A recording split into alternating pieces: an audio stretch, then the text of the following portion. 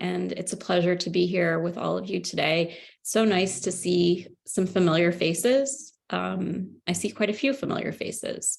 And so it's lovely to be able to continue our conversation about real self-care and have this part 2 of teaching and discussion. So I am excited. We will be together for an hour today. So just to flag that for everybody, and I'm going to share my screen. Oh, it looks like I need permission to share.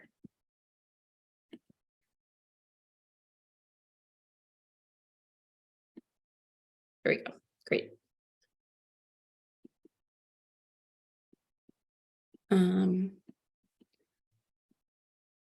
And let me.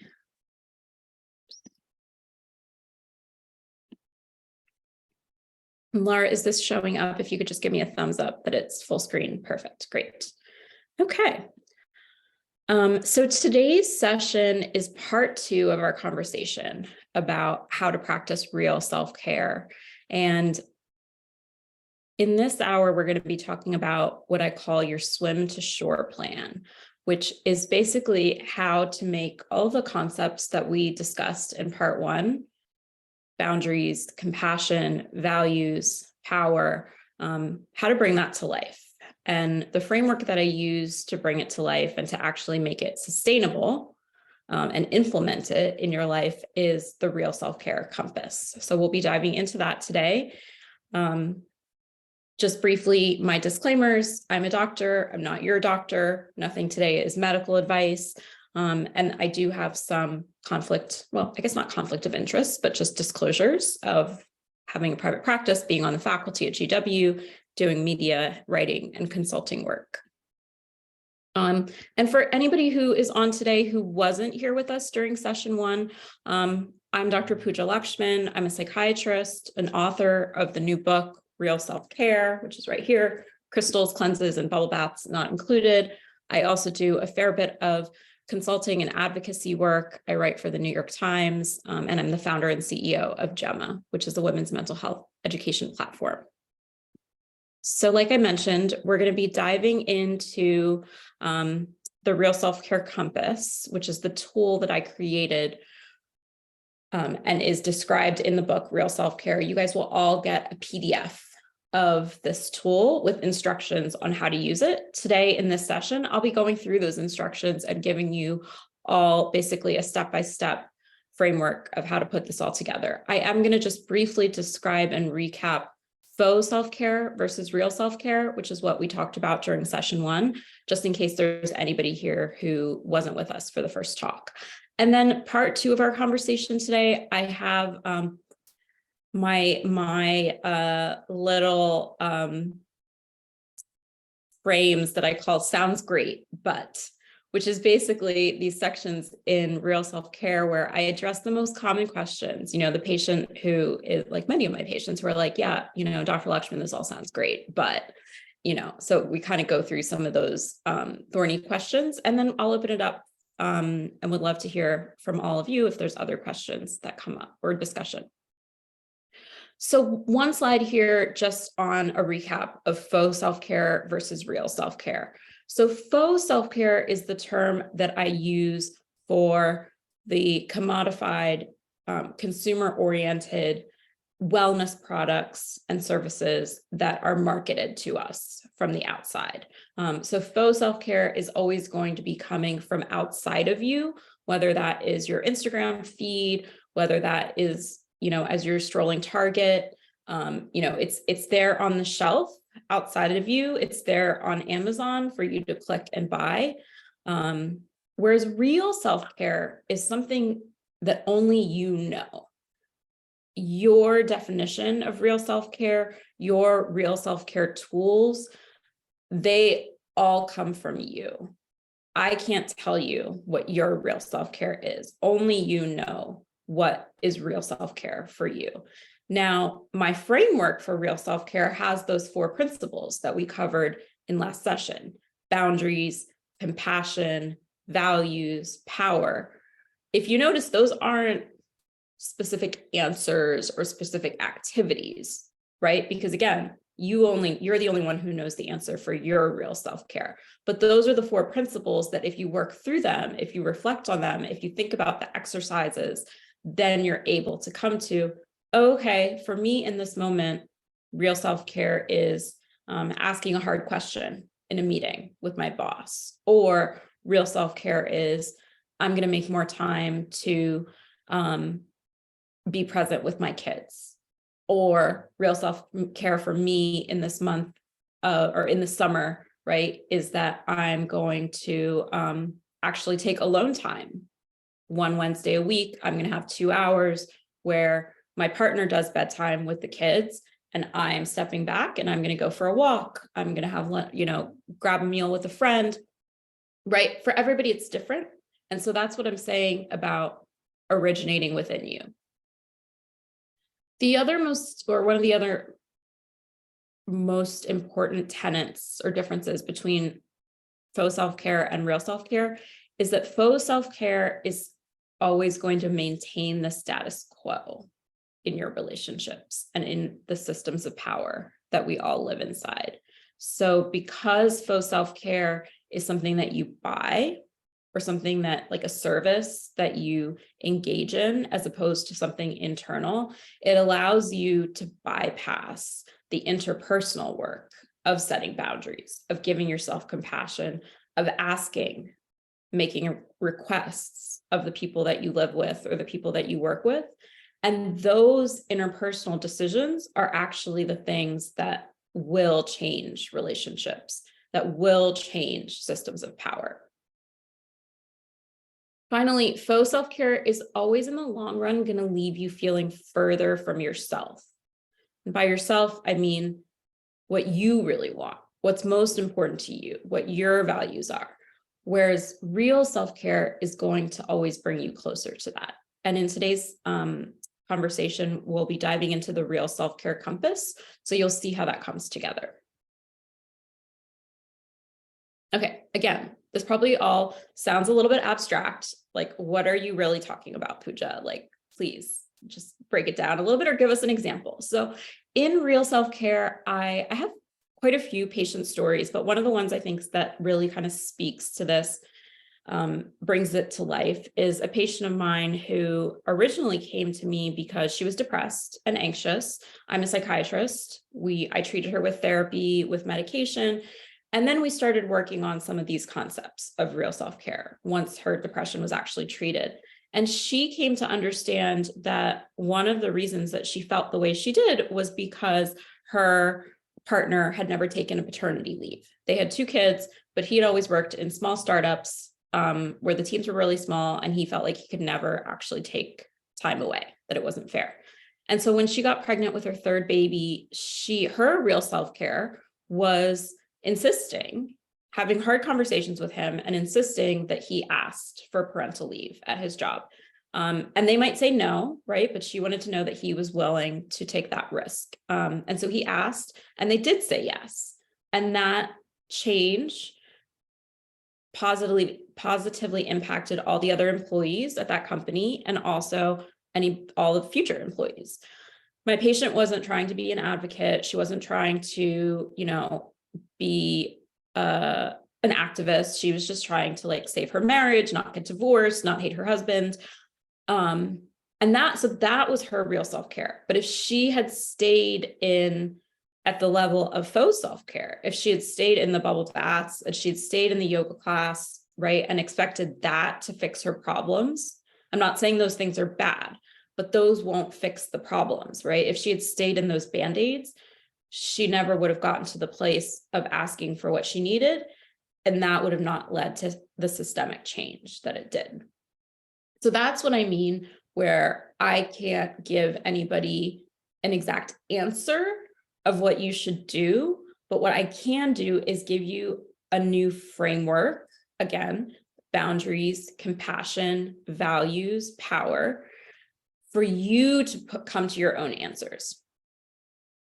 So that's essentially what the real self-care compass is. And I call this the swim to shore plan, as opposed to the life raft. Session 1 was the life rafts. this is swim to shore because I want to just acknowledge up front that it is a little bit advanced. It does require you to take some time out of your busy schedule, out of all the hecticness that is life as an early childhood educator or, support person. And then also I know in these workshops, many of you are parents yourselves, balancing caregiver responsibilities. So I know it's a big ask to say, hey, like, here's a tool and you need to like spend some time thinking about it. And that's why it's sort of like, this is the swim to shore plan. This is what actually fixes the problem. This is what gets you out of that feeling of drowning. So I'm going to walk you through my real self-care compass to bring this to life and show you how it works. And again, you guys all will get the PDF at the end over email, so you can do this on your own time as well. So this first spot here, where the number 1 is, that is where you put your goals. And they can be personal goals, they can be professional goals, they can be totally, it doesn't have to be, it can be big things and small things. It doesn't have to be anything huge. It can be just in terms of, your day-to-day schedule, or it could be something super strategic about like, getting a promotion, finding a new job, moving into a new space in your career. And I'll show you how I filled it out. The second level is your how. This is where your values go, and we'll talk about how to identify those. The third level is your why. That is your personal manifesto. And we'll talk about how that all comes together. So this is my real self-care compass, and I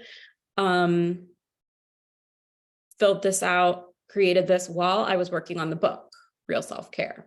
And as you can see, I have 3 different goals: write a book, expand my family, learn to rollerblade.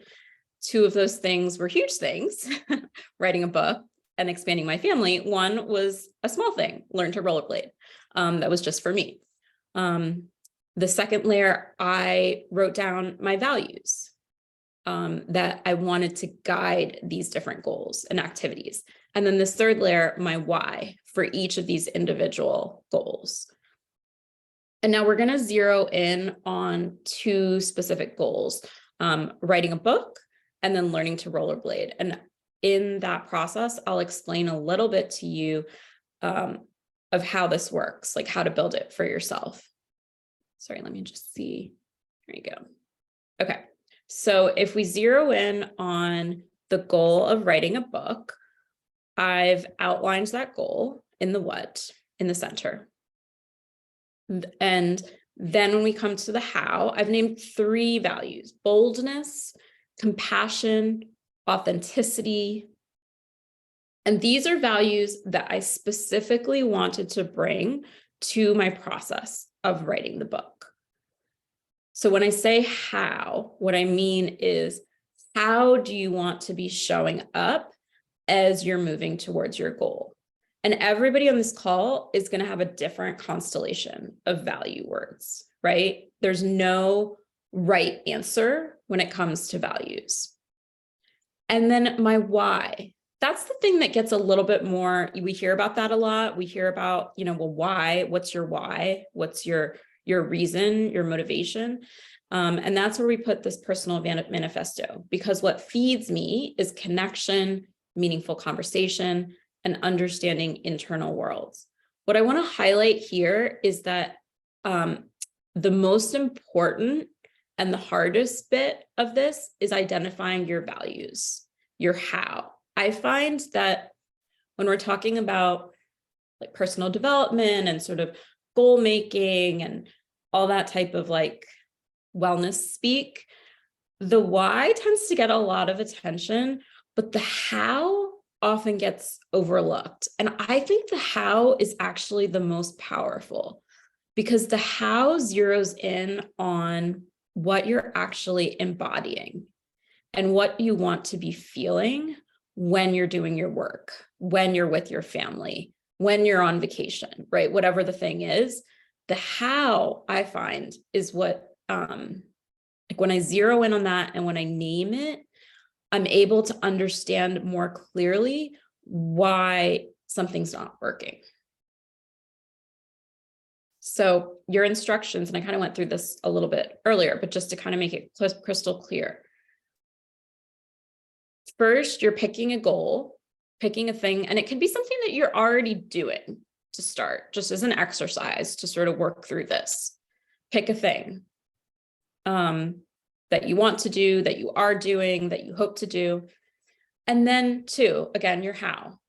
How do you show up doing it? And I'm going to give you a little exercise for figuring out what some of your values are in a second here.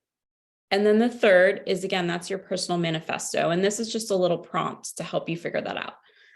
You're basically naming, putting into words why it matters to you. Because what feeds me is connection, meaningful conversation, understanding internal worlds. And those phrases are things that I came up with for me, because these values that I've named here, boldness, compassion, authenticity, led me to an understanding of what my why was. Again, not something you can get off the shelf, not something you can buy at Target, unfortunately.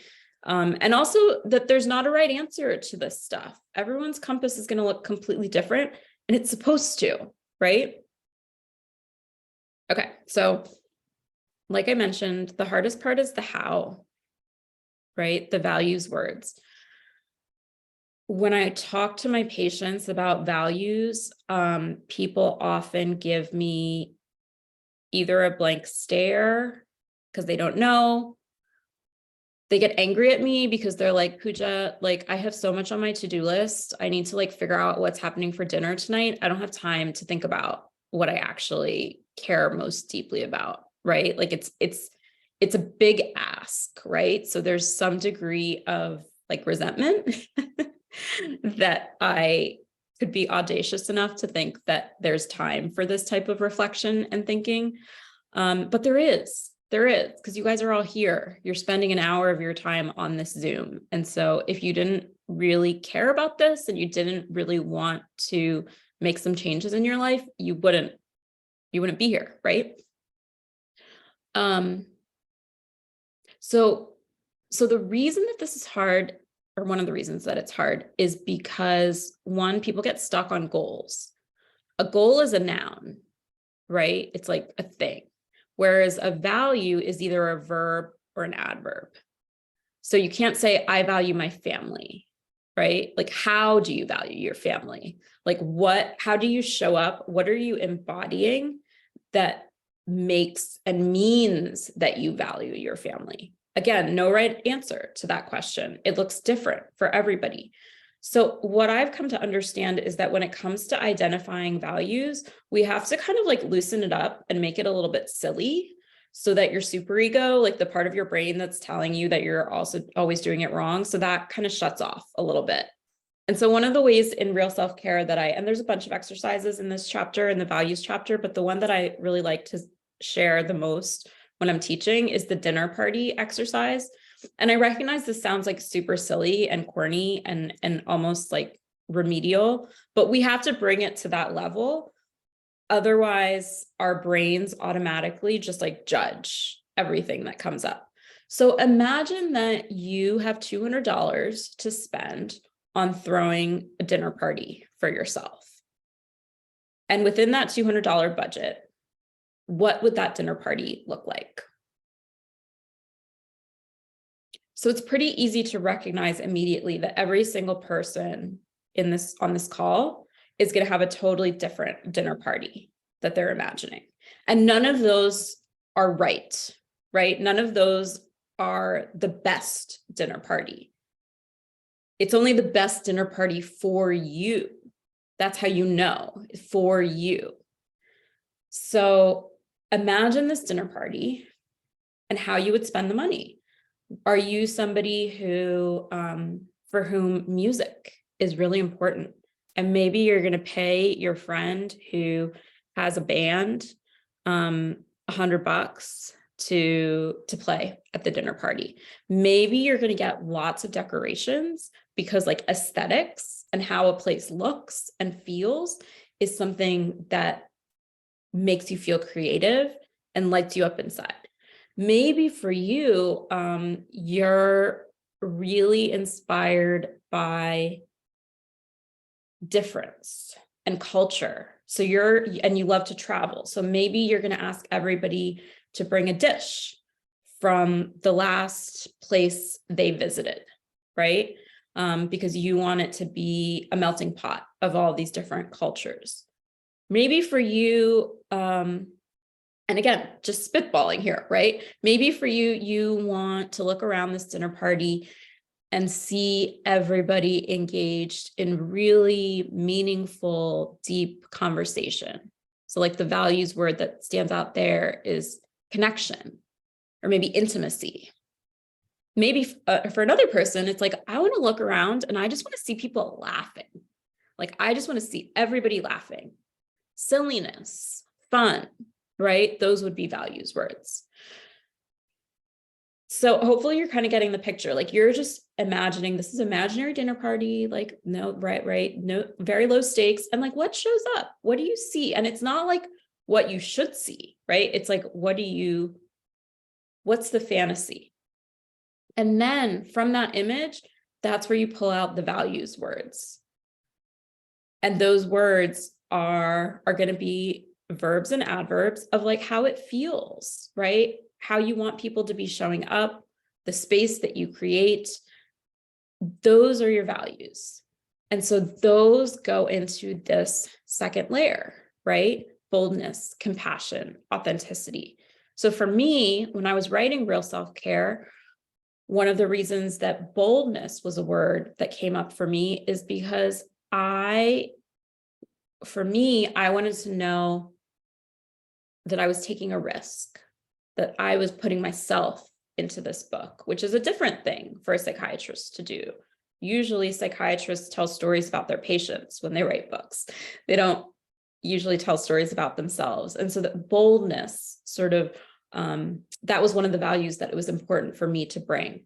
Compassion for my own history and for my readers, right? Not claiming that there's any easy solution to real self-care, because we all live inside systems of white supremacy and capitalism and ableism. So this work is not easy, and I did not ever want to come off as condescending. I wanted to come off as understanding and compassionate, which meant that as I was writing the book, I had to live that for myself. I was going through IVF actually while I was writing. So I got, because I was struggling with infertility, I fell off of my, schedule of when I was supposed to have all the chapters done, and had to go more slowly than I thought I would be able to. Again, like, I had to give myself compassion. I had to embody that value as I was moving toward the goal. And then authenticity, which shows up in lots of areas of my life, but kind of for me, what it looks like is when I'm speaking to a group like this about real self-care, I'm showing up as myself, which is imperfect, right? And I'm not claiming to have all the answers, but I'm bringing myself and my lived experience and my own history into the things that I'm teaching. So that's the values piece. Now, this third layer, again, is the personal manifesto, which is like your why for any of these goals. Because what feeds me is, and this can constantly be changing. Again, like, the compass is not static. Like I said earlier, real self-care it's internally based, and it's not meant to be like a static off-the-shelf solution. It's meant to be a framework and a process that you can use to think about your choices and the way that you spend your time and your energy differently. It's meant to be the beginning of a new conversation as opposed to one specific dogmatic answer. So when you're thinking about this tool, the compass and the personal manifesto in particular, I want you to like hold it lightly. play around with what feeds me, that's something that will change over time. And you can go through this exercise every quarter. And I imagine that each quarter, when you do it, you'll have different stuff that pops up as you answer the questions. And that's great. That's not in conflict at all. That's actually just, that means that you're owning the process, right? As opposed to saying, here's the one, this is who I am, this is the one thing. Instead, you're owning that we're all changing and growing over time. And just depending on your mood and what's happening in your life, that one, the first time that you fill it out, the next time it'll be a little bit different. And that's okay. That's great.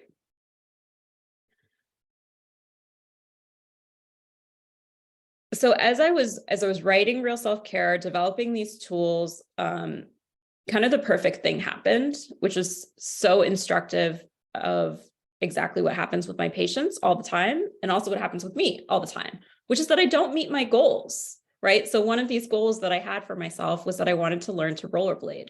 The reason that I wanted to learn to rollerblade was because we had just moved from, my partner and I had moved from Washington, D.C. to Austin, Texas, where I am now.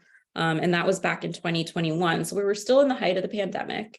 And I was writing a book. I was going through infertility treatments. I wanted to do something that got me out into the community, that had me in my body more, but it needed to be outside because we were still in the height of the pandemic. And there's a little a biking path near my house. So I was like, oh, I'm going to learn how to rollerblade. I bought some rollerblades from Target and I was really excited. And I thought about the values behind it, right? Like curiosity, open-mindedness, that excitement, risk-taking. The rollerblades are still sitting in my closet, all dusty. And that's okay, because all of those three values, and even the personal manifesto, what feeds me is exploration, novelty, teaching myself to do new things. I brought that to my book. I brought that to the process of going through IVF and having a baby. Since then, my son is now 1, which is wild. And that's okay, right? And that's the reason that when I developed the compass, that the goal is in the middle, but you're working outward. Because, in our society, we are so goal focused, right? We're so productivity oriented. And this whole concept of real self-care is to try and loosen that up. It's not about checking things off the list, right? We already know from session 1, when it's just a thing that's on the list, go to yoga, meditate, right? Whatever. It just becomes burdensome because we feel this weight of I have to do it. I have to take care of myself. I'm not taking care of myself. It's another thing I'm bad at, right? Whereas when you focus more on the how, the embodiment, you can bring that to everything, even if you don't achieve your goals. So hopefully that helps to loosen any shame or burdens that folks might have as you're working through the Real Self-Care Compass. And if you find yourself falling off or not achieving the goals that you set out for yourself. So I'm going to now talk a little bit about some common questions that I get about Real Self-Care in whole, what I would say the most common pushback is from my patients and also from folks that I'm teaching this process. And then after that, we can open it up to discussion and QA as well. So this is probably, I would say 50% of my questions on Real Self-Care boil down to this one. What do I do when it feels like it's impossible to make choices based on my values because everyone else in my life will be disappointed or even angry with me? And so my answer to that is yes. Yes, they will. Yes, there's no way around that. And that's why boundaries and dealing with guilt is principle 1 of Real Self-Care. That's the groundwork. That's one of the hardest bits. It gets easier, right? It gets easier over time because it's a muscle that you're building where you understand that it's not about me or them. It's about we.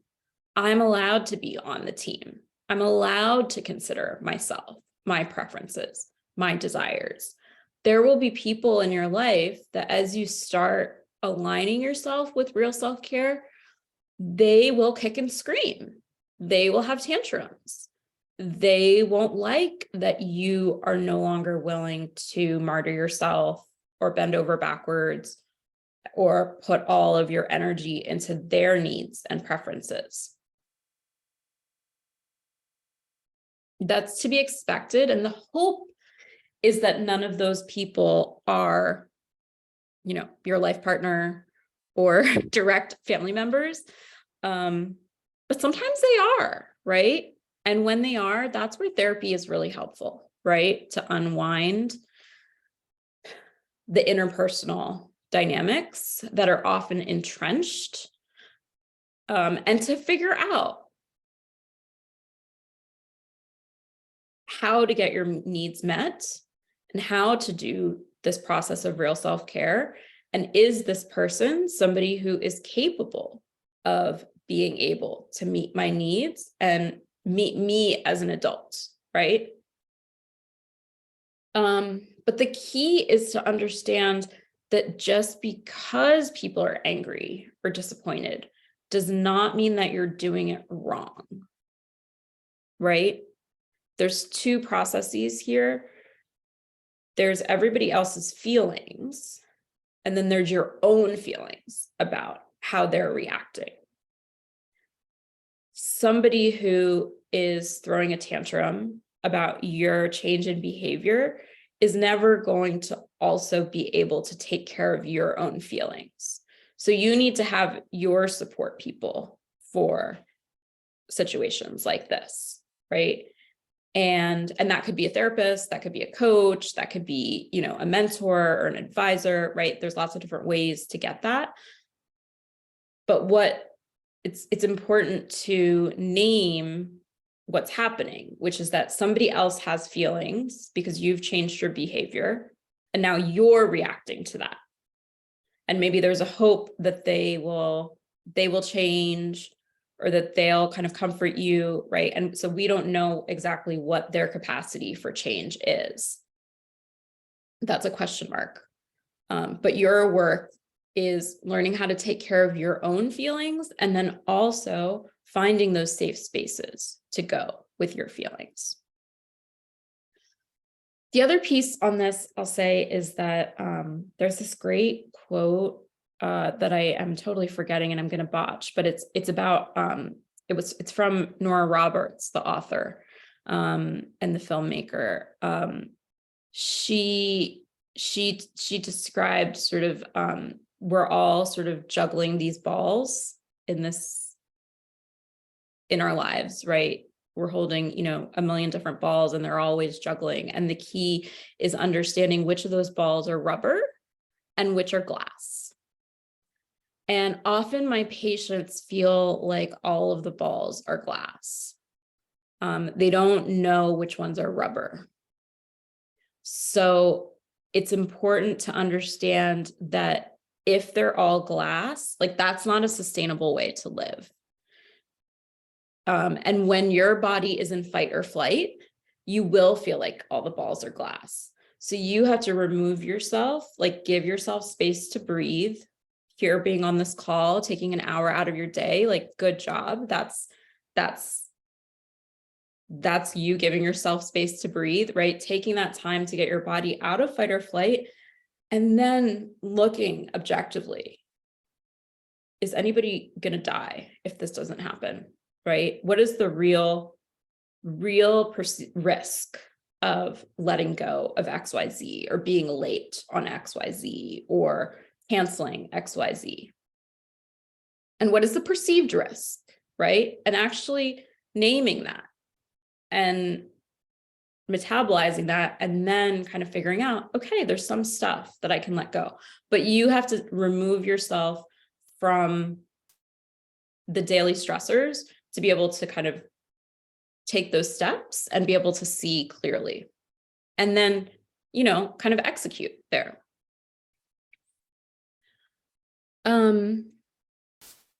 So another very common, sounds great, but, and this is in relation to the compass and values. I get that values are important, but it feels so good to just be in productivity mode, to check things off the list, to get things done. Is that bad? No, it's not bad. We all need to be able to get things done. Like, we all live in a world where we have to pay our bills, take care of dependents, right? Get to work, do things. That's not bad. And I call that drive.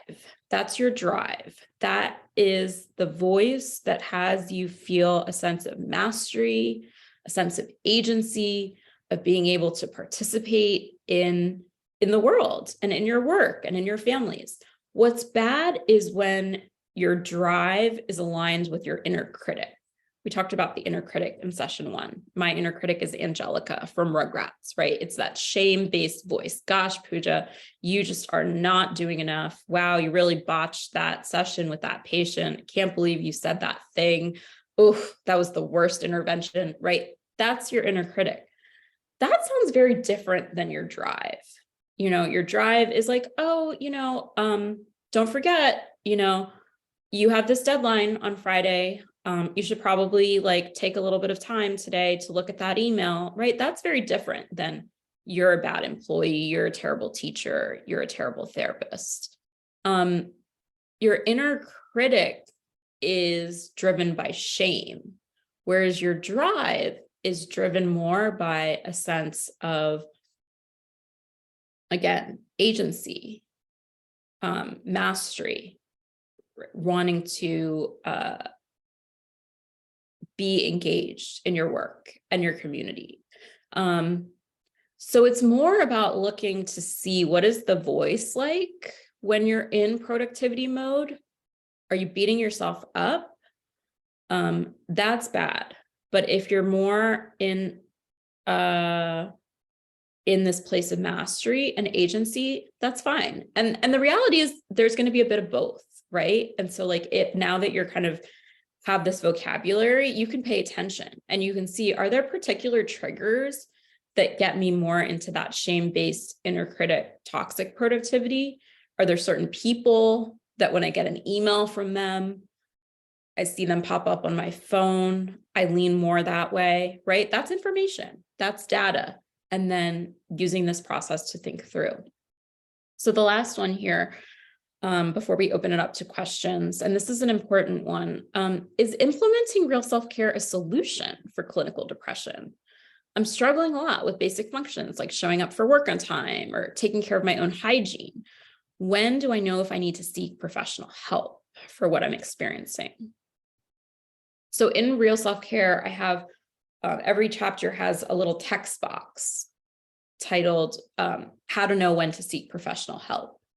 And this was deliberate because I wanted everybody who was reading the book or listening to the book to really remember that a self-help book is not a substitute for a therapist or a psychiatrist. And that no self-help practice is a treatment for clinical depression or obsessive compulsive disorder or ADHD, right? Those are actual biological, neurologic conditions that are multifactorial, influenced and impacted by the systems of oppression that we all live in, and also influenced and impacted by genetics and immunology and all sorts of things that are outside the scope of this discussion. So my solution, or the thing I want you to take away from this particular talking point, is that if you're going through this process of real self-care and it is impossible for you to set a boundary. Like every time you try to set a boundary, you spiral into guilt and shame. You're not able to get out of bed, right? Your functioning is impacted. Or even like naming your values is something that causes you to be flooded by, let's say, memories of something traumatic that happened, that you need more than. You need the guidance of somebody who can work with you on an individual basis or in a group basis, if it's group therapy, right? To get treatment, get those symptoms resolved. And then once your depression or your anxiety or your post-traumatic stress disorder or whatever it is treated, then you can move through the process of real self-care. The way that I use real self-care with my patients is I don't use it as a treatment. I use it as a barometer instead. So when I have somebody who's like, you know what, actually, I notice like my inner critic has been really, really loud for the past few months. And even though like one of the values that we've talked about again and again and again is self-expression, I haven't been able to do my pottery, which is something that is really, really fulfilling for me. I haven't been able to do it for 6 months. Okay, then I say like, all right, let's talk more and let's figure out, do we need to make adjustment with your medication? Is the therapy that we're doing together the right type of therapy, or do I need to refer you out to a trauma specialist? Do we need to be meeting more regularly, right? Getting all of that under control. And then once that is under control, then we see that the person is able to engage in real self-care again. So the real self-care, when it falls off, that tells us that something needs to change with your clinical treatment plan. So I hope that makes sense. I think it's a really important distinction. And one of the things that I've seen actually with, since the book has been out, is I've been getting messages from folks who are they're reading this book with their therapists and kind of going through the book during therapy. And so I think it's really powerful as a companion, but it's not a treatment, obviously, right? And so to be able to make that distinction is just, it's so important so I just want to make sure to frame that. So I'm going to stop there. You can get the book, you can check out Gemma. I have an email list that's called Therapy Takeaway if you want to hear from me once a week for free in your inbox. And I would love to hear from all of you. So let me just stop sharing here and I'll be happy to answer questions.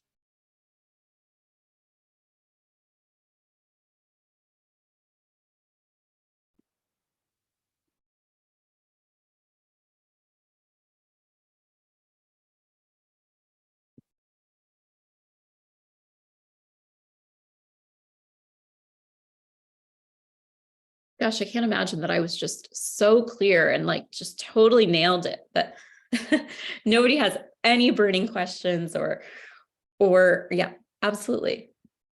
Nell. Hi. Okay, I was listening today and I was wondering about, and I know this isn't really the purpose of the book, but family dynamics and goal setting with kids and families to sort of model, like, and I don't really know exactly what my question is, but I'm listening to all this and I'm thinking like, would it make sense to do this with elementary age kids to sort of set goals as a family and talk about values as a family? And have you had experience with clients doing that or doing that yourself with your family? That is such a great idea and a great question too. So, and it's interesting because you're not the first person that has brought this up so far as I've been teaching the concepts of the book. I've had a couple folks mention that they really wanted to do this with their teen and adolescent kids. So I think that, and I'm an adult psychiatrist, so because I think that working with teens is the hardest thing ever. So, so I stick to adults. But I love that. I think you could absolutely take this compass and you could print it out, you could blow it up, you could put it on the whiteboard, and you could talk through, especially for, I would say, like, I don't know, probably like fourth or fifth grade level, and identify sort of like the values as a group, and then come together for goals of like, what do we want to do this? And you can do it per season. Like, how are we going to frame, what's our compass for the summer, right? For the summer vacation. And that is such a nice exercise also to loosen up some of that goal orientedness that I know school age kids, and especially like adolescents and preteens, can have around the pressures of summer and, all that stuff. Or you could even do it for like back to school. Again, I'm not a child psychiatrist, but I think you could absolutely do that. I'll say for my own family, my son just turned 1. So we're still pretty far away from being able to do this, but it's also the type of work that you can absolutely do in your relationships, like in your adult relationships too. Yeah.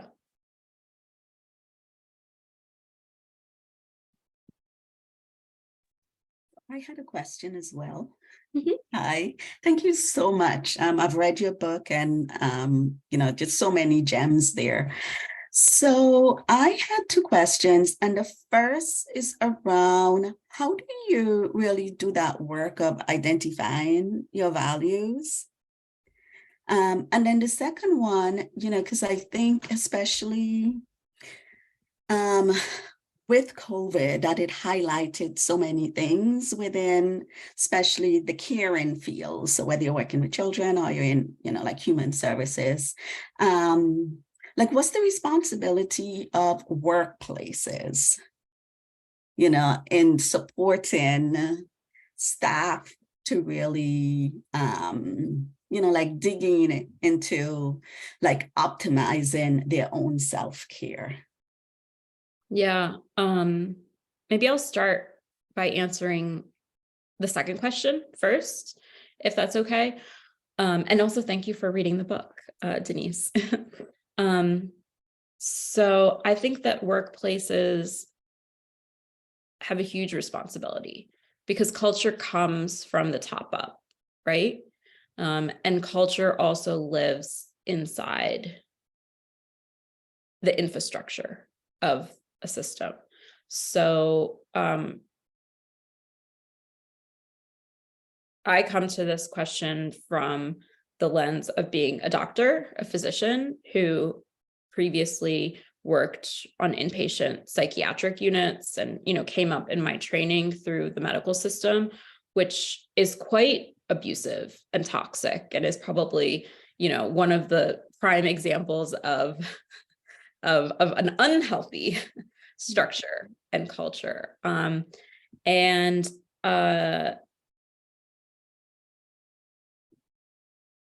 so I think if you are in a workplace situation where the culture does not value the human labor, it's very difficult to change that unless there's a leadership change. And as one person, anytime you're prioritizing your well-being and working through, implementing real self-care, you're always going to experience it as a fight, right? Or a struggle. And that's not just in your head. That's because the entire culture of that system is pushing against you.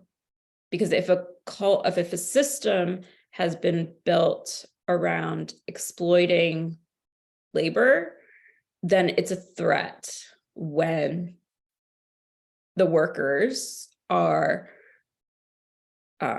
questioning sort of the status quo and starting to make decisions that prioritize their mental well-being. The problem, though, is that not everybody has the privilege of being able to leave a system, right? So you have to then find your allies, right? Because there's power in numbers. right? So you have to find the people who you can trust, who also have the same goals and similar values, maybe not same values, but similar values, and organize to come together to ask for change. That is hard work and it takes a long time.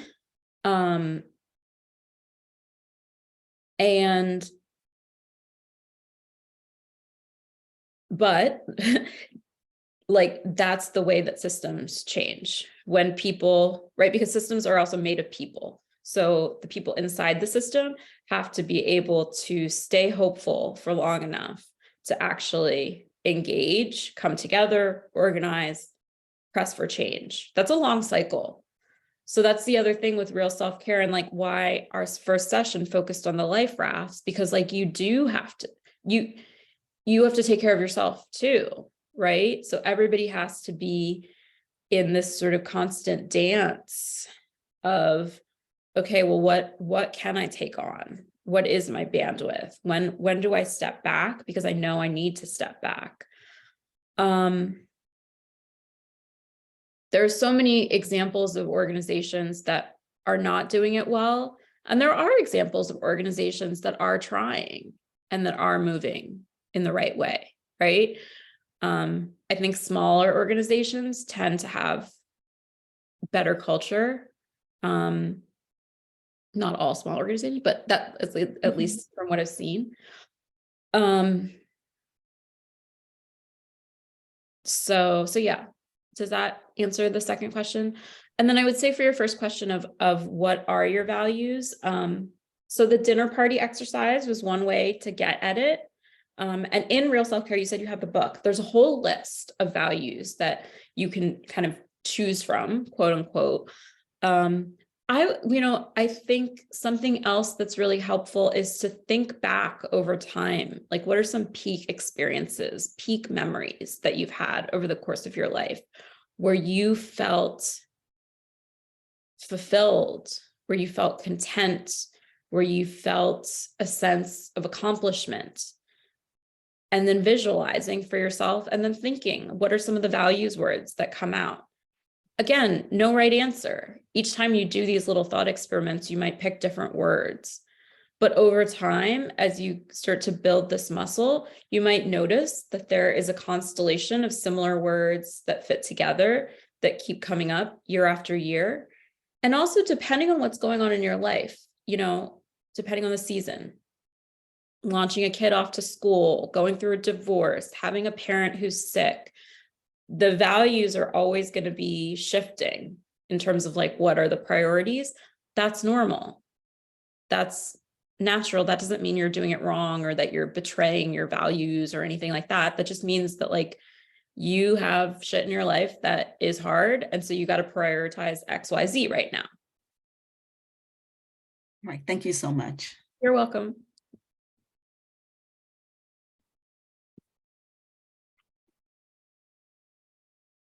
Well, I think we're just right about up on time. I'm happy to take one more question if anyone has like a short one. If not, I will just say that it's been such a pleasure to get to spend this time with all of you in the last month. I've really enjoyed getting to work with you, and I hope that these sessions were meaningful and that you all took something away that will stay with you. And I'm always here for questions, comments. Feel free to reach out on my website or on Instagram or any of the other channels. And I'd love to hear from you and hear how this work is hopefully shifting some of the ways that you think about well-being for yourselves.